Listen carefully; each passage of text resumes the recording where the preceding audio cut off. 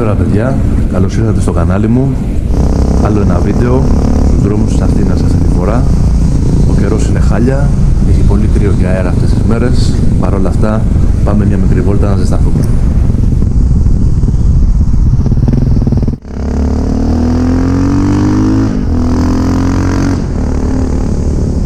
Για κάποιους που θέλουν να ξέρουν, η συγκεκριμένη μηχανή είναι ένα Yamaha XT600E του 2001.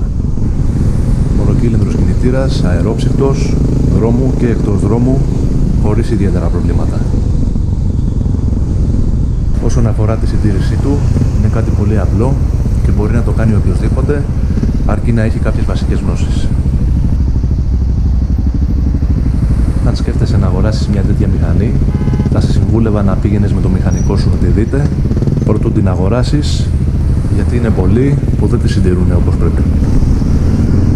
Επίσης, αυτό που επιλέγουν οι περισσότεροι να κάνουν είναι η μετατροπή του σε μοτάρτ, που πέραν από το αισθητικό κομμάτι, κατά τη γνώμη μου αυτό είναι ό,τι χειρότερο, γιατί δουλεύει λάθος ο ατέρμονας της ρόδας και δείχνει λανθασμένα χιλιόμετρα.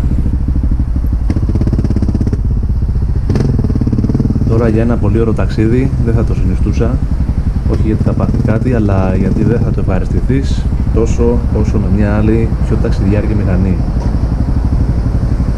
Για ένα ταξίδι 2 με 3 ώρες είναι ok και δεν θα καταναλώσει και πολλά καύσιμα, αφού η κατανάλωση που είδα εγώ ήταν περίπου 6,5 λίτρα στα 100.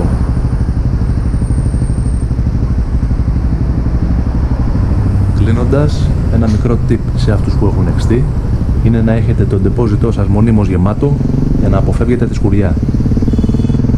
Καλές βόλτες παιδιά και ευχαριστώ που βλέπετε αυτό που έφτιαξα.